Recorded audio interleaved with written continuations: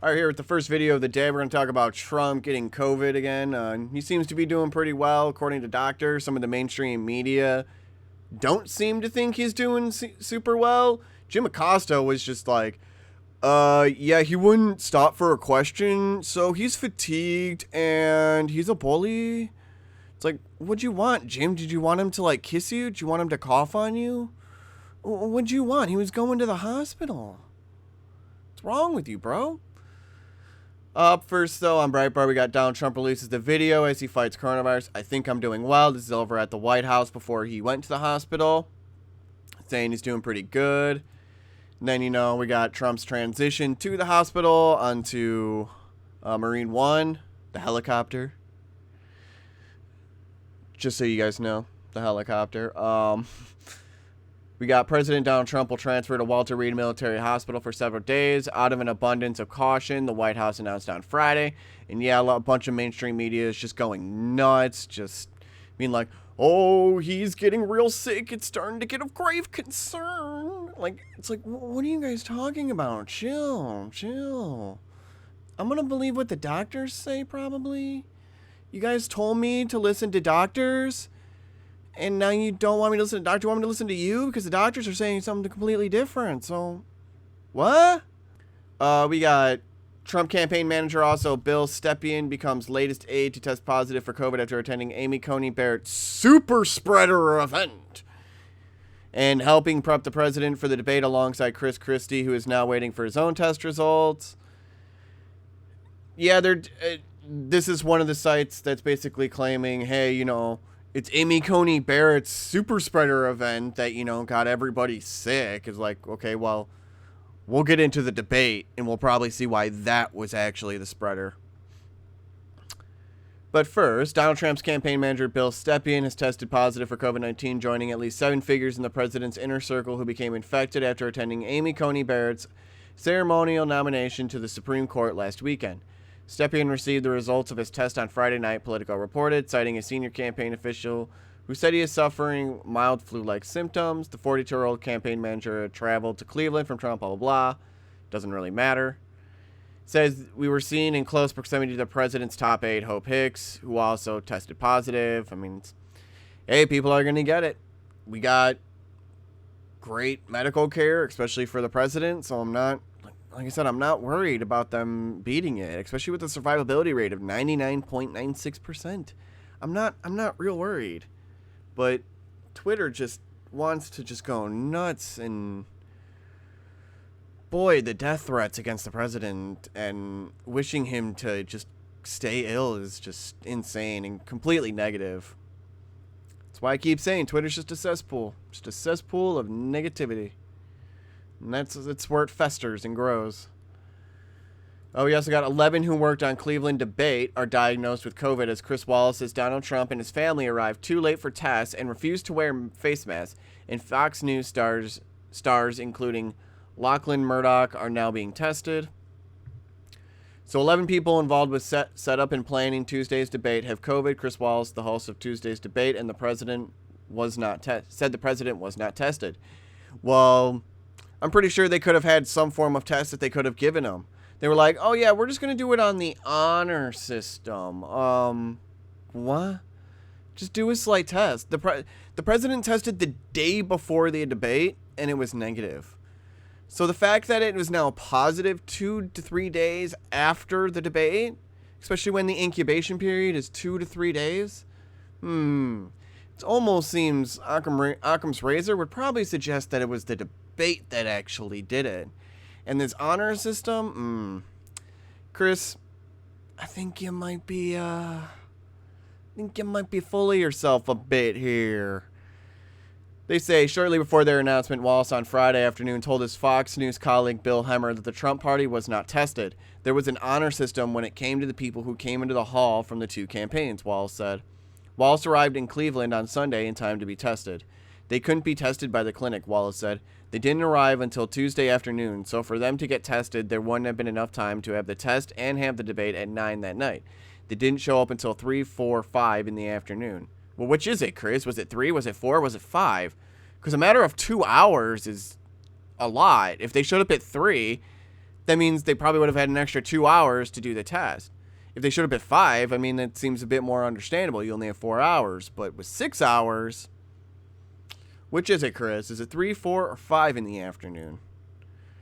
Chris Wallace says Trump showed up too late to the debate. Seriously, Chris, I think you're just full of yourself. Because if you have to say they didn't show up until 3, 4, 5 in the afternoon, well, when did the president show up?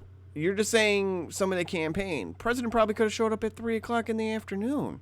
And then maybe a few other campaign staffers trickled in until 5. Which in that case, if they weren't able to be tested, maybe they shouldn't have been there then.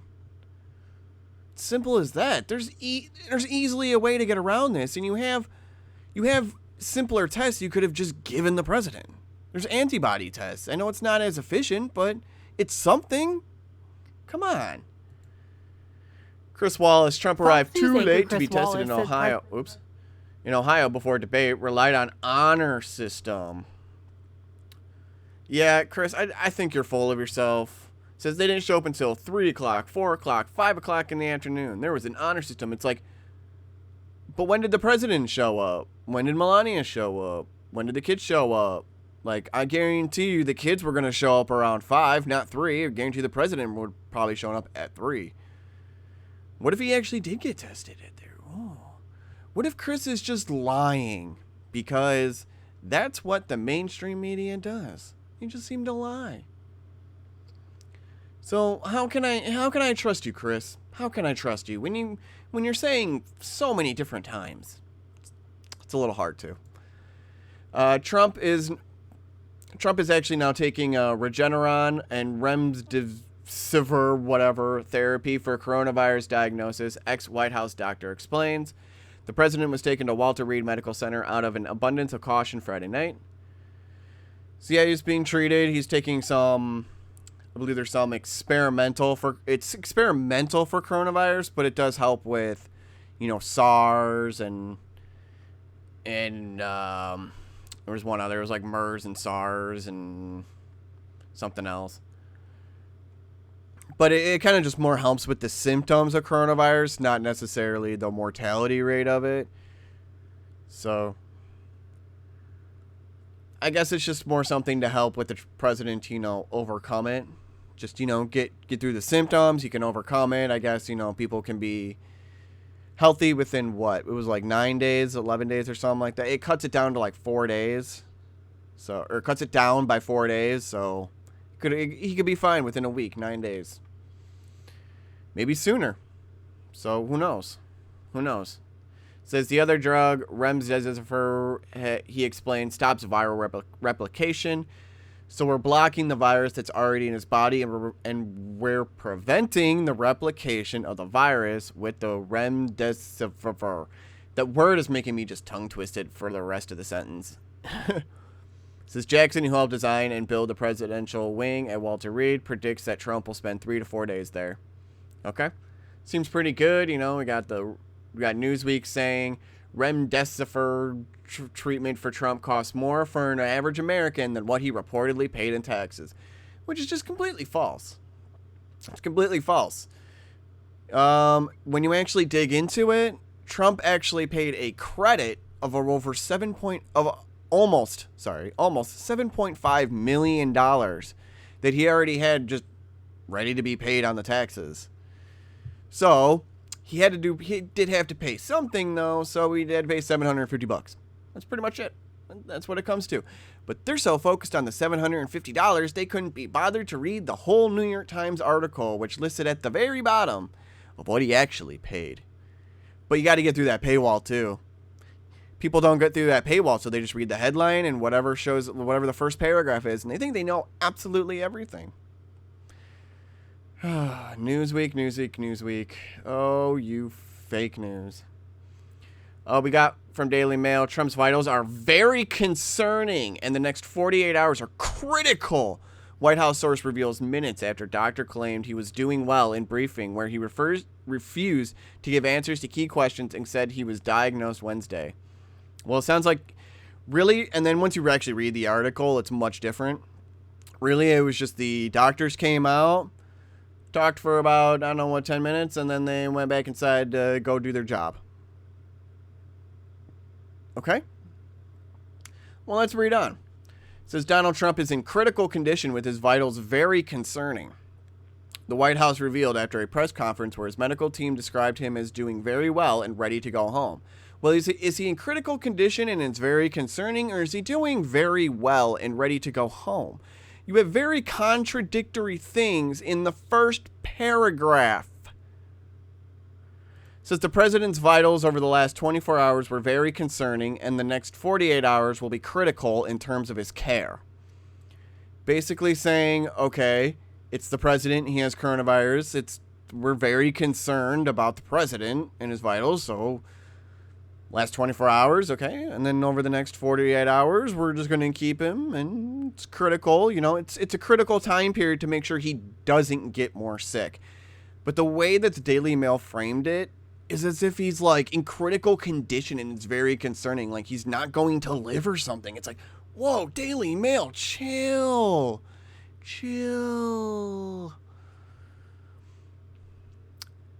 But let's read on. It says, we're still not on a clear path to a full recovery, a source familiar with the president's health said. But that's all they have. I mean, they're not really giving anything. That's pretty much it. That's pretty much it. So what's so concerning and what makes him in critical condition? Nothing. They even say, this morning the president is doing very well, said Dr. Sean Conley, Trump's personal physician. The team and I are extremely happy with the progress the president has made. He's been fever-free for 24 hours, and we are cautiously optimistic.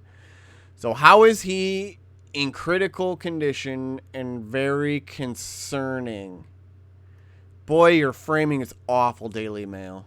Fake news. And then we got from Vice. Trump has been lying about his health for years. How can Americans trust him now? I don't know, man. People can just be sick every once in a while. People can contract things. It happens. He's going to live through it. He's going to get better, and he'll run the country again. He'll more than likely get reelected, probably. Who knows? I don't. But it's probably going to happen more than likely. I don't know. All I know is that Vice News is just trying to profit and try to fearmonger people and just try to get people off the president's side. Vice, maybe just stop being so biased. That's all I got to say. We also then got from the Huffington Post, cavalier White House approach to COVID catches up to Trump. It's just them trying to be buttholes as well. They're just... A lot of these mainstream sources, the bigger ones, some of them are just trying to be buttholes and bash the president as much as they possibly can. It's like, oh, we got you now. You got coronavirus, so you're busted, bro. It's like, man, you guys are awful. Just the worst. All right, well, we also then got from the Gateway Pundit, breaking Trump supporters hold a flash mob outside Walter Reed Hospital. I mean, it's like 8 people. They went out and we were just like, yay, go Trump, woo. That was pretty much about it. Jack Posobiec just tweeted about it. That was pretty much about it. So some people in support of Trump. So trying to end on a little bit of a lighthearted news with all the crap that the mainstream media was trying to pump out. Like, you go to CNN and the whole top part is just nothing but Trump. You get maybe a sporadic thing here and there or something else, but it's just nothing but Trump. Oh man, they're loving that Trump bump money, I'm sure. All right, well, with that, we'll stay updated, I guess. Tomorrow we'll see how he's doing, and I'll see you then. We'll have 2 more videos coming out. Bye.